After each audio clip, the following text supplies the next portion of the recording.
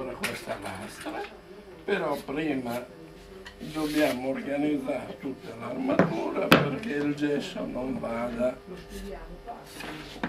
a navigare sul tavolo.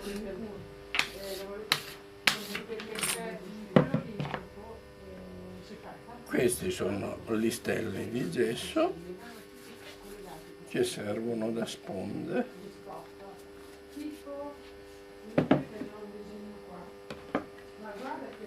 E questo è un lavoro di piccola carpenteria per il contenimento